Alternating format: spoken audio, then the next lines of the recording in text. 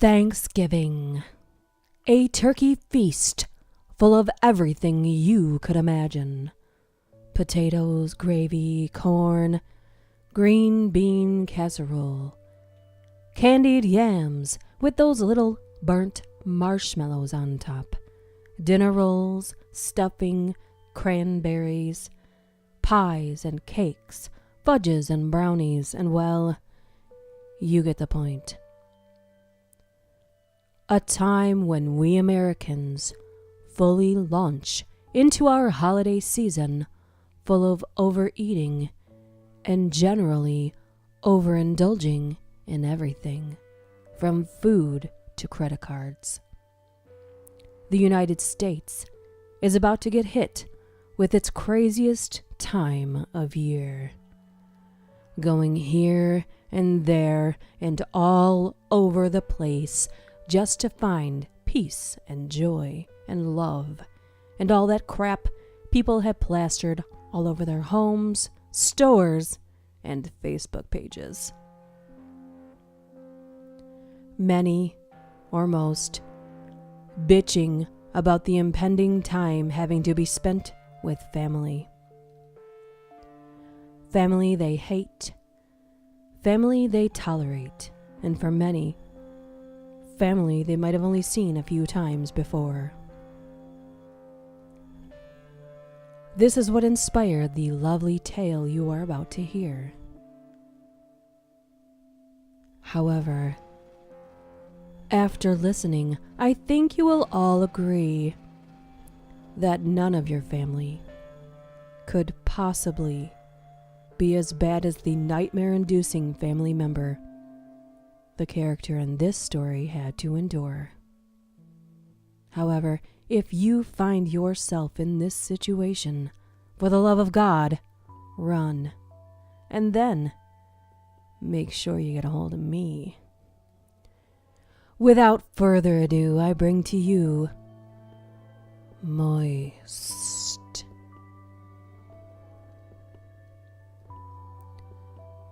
Brody's Thanksgiving break was going to be very bittersweet. Well, if you could call it a break, since getting expelled didn't exactly fall into that category. He was looking forward to not getting up for school and being mindlessly imprisoned as he waited for the day to end. There would be no lazy overeating, no relaxing, no sleep-in days. Not this year. This year, instead of spending a nice break hibernating inside like normal kids, Brody would be hundreds of miles away in northern Michigan. No, not on a family vacation. Not this year. He would be spending it with his great Aunt Millie. Aunt Millie was different. Not the good kind of different, the kind of different that seeps out of your nightmares different.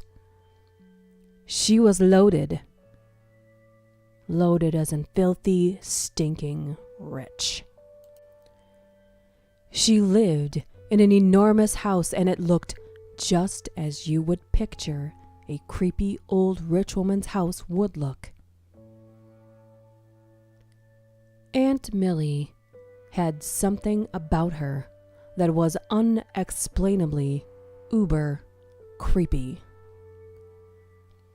Brody didn't know exactly what it was. All he knew was she terrified him. It didn't help that she had this disgusting habit of licking her lips, as if you do when your lips are dry. No, it wasn't just that. It was the way she licked her lips, as if she were a hungry wolf ready to devour a meal. If that weren't creepy enough, she would also simultaneously, quietly giggle to herself as she allowed her crazy old lady tongue to go to town on her lips until there was so much saliva It dripped from her mouth and oozed down her face, creating a singular strand of saliva to hang off of her chin. She would then say to herself out loud in a soft whisper, "Moist." Ugh, Brody shivered internally at the thought of experiencing this for an entire month and a half, until his parents came to visit for Christmas. Oh my fucking god, headphones, he thought to himself. Headphones will be my saving grace. He was sent before Thanksgiving. Expelled like a fucking idiot. Got caught skipping school again. Selling weed at school again. Brody knew he had screwed up for the last time when his parents threatened his trust fund. So the choice was Aunt Millie's or kiss his cash goodbye. $100,000 goodbye. When presented with his options, he thought about this for a very long time. Eventually, and reluctantly, he went with the obvious choice.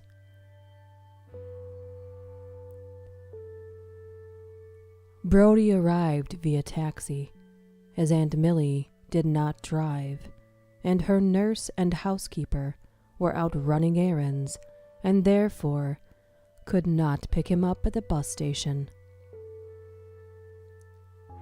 Even the taxi driver shuddered as he pulled up, and as Brody got out of the car, they shot each other a look as Brody said, "Yeah, the weed wasn't worth it, man." They exchanged an understanding nod. The taxi driver took off, and Brody approached the house. Knowing no one else was home besides Aunt Millie when he arrived made it even worse. He would have sat outside until the housekeeper got home if he didn't think he would have froze to death. But he also saw Aunt Millie watching him from the doorway, licking her goddamn lips. Yeah, Brody thought to himself, get those things nice and wet before you kiss me full on the mouth. Ugh. He externally shuddered at this. He would have surrendered his trust fund if he had to be alone with this crazy old troll, but her live-in household help was the only reason he had agreed. Both women were very kind and very necessary employees. Brody prayed he would have moments he could slip away, but these moments cannot come soon enough. He walked up each step of the enormous wraparound porch of the massively enormous house. At the top of the last step, he heard it.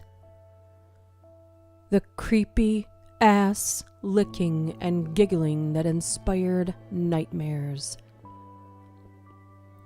He considered turning around and running into the surrounding fields until he found some other form of humanity. However, the looming dollar signs inspired his approach.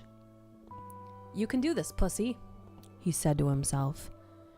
And then he saw that fucking saliva. Oh my God.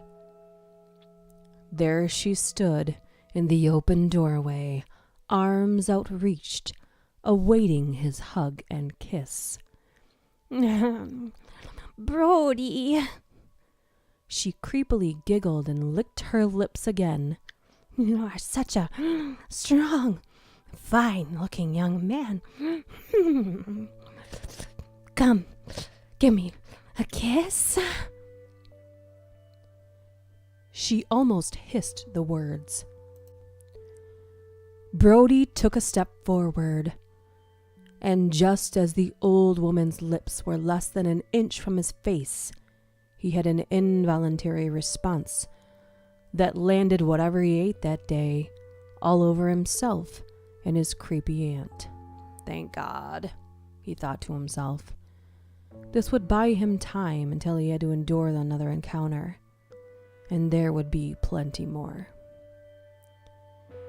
He relished in his vomit-soaked clothing for as long as he could, until he knew he'd be forced to go up to his room and shower. But just as quickly as he thought he had bought himself some relief, the crazy old lady went farther into her own category of monster than he had ever thought possible. By wiping off some of the vomit Brody launched all over her, and then slowly licking it off of her fucking fingers one by one. "What the hell are you doing?" Brody screamed. She was licking that vomit off of her like it was cookie dough from mixing beaters.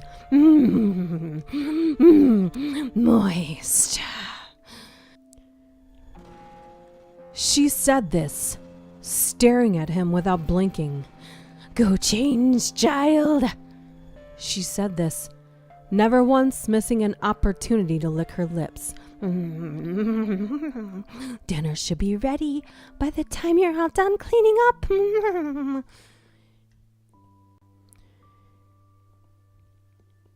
He could not speak. And with that, he bolted upstairs and tried to get a cell signal from his shit phone. Nothing. Tried the phone in his room. Dead. Of course, Brody said to himself in pure terror.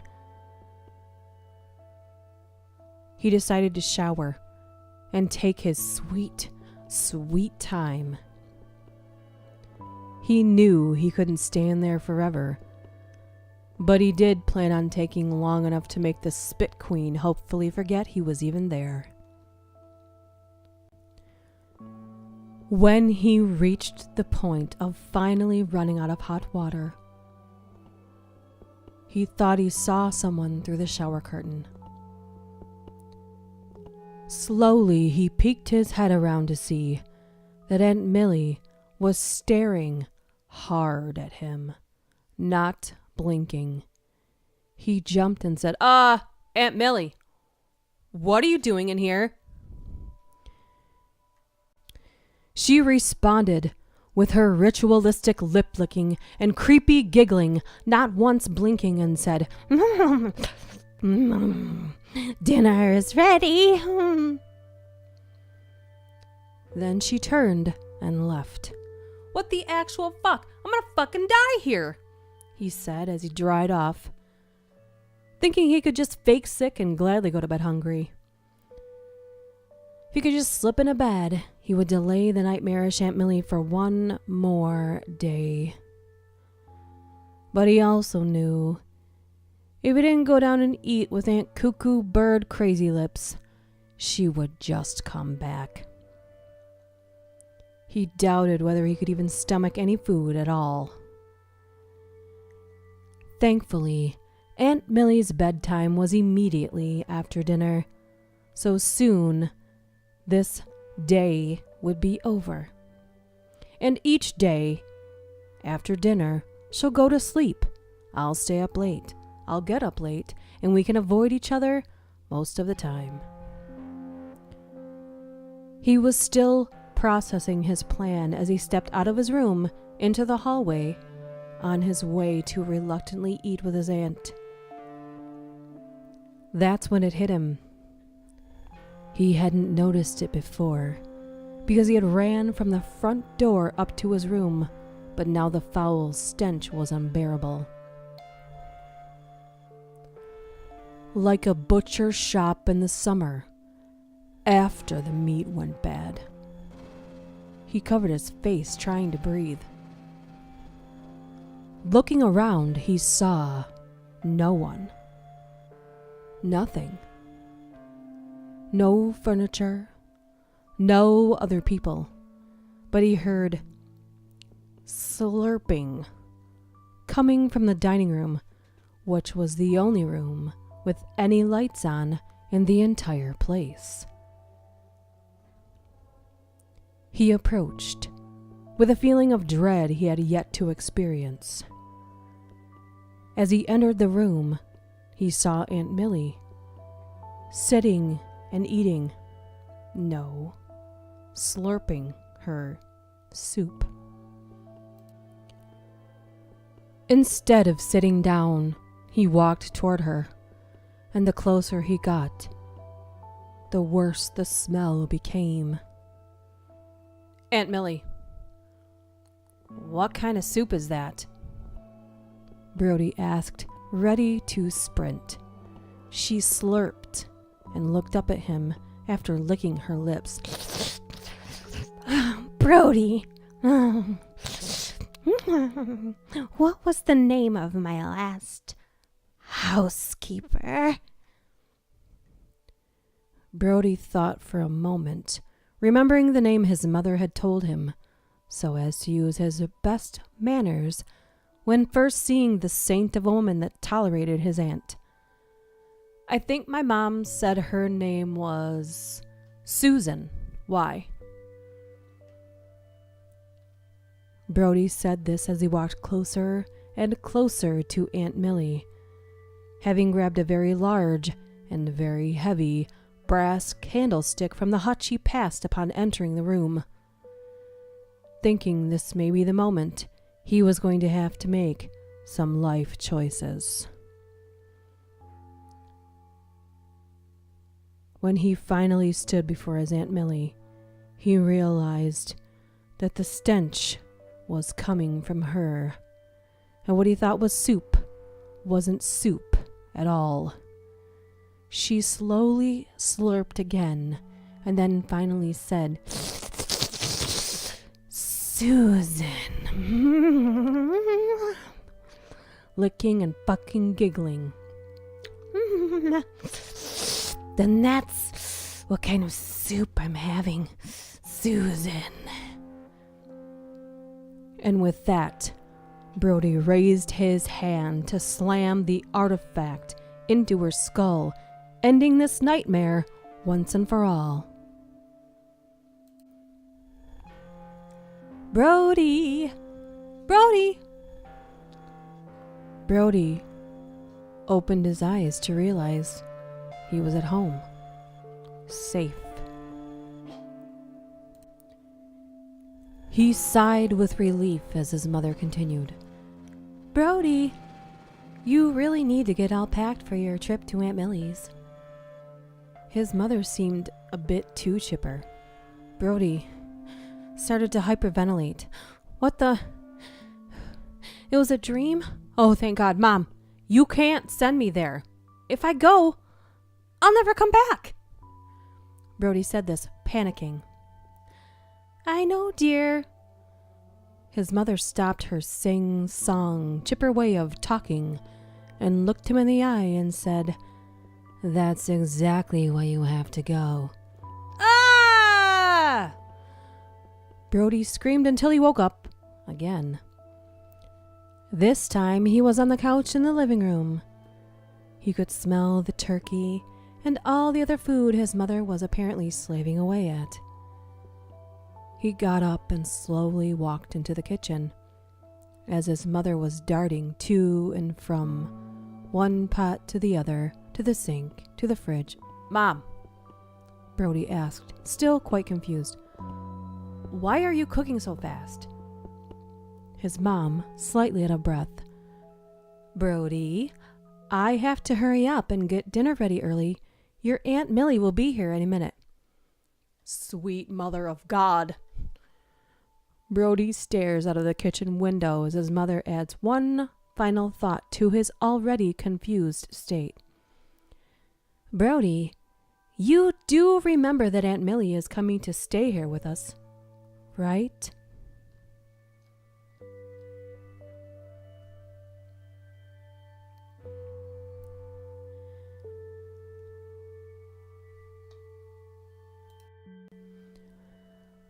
I hope you all enjoyed my gift to you to kick off our holiday season. So from me to you, happy Thanksgiving. Delicious.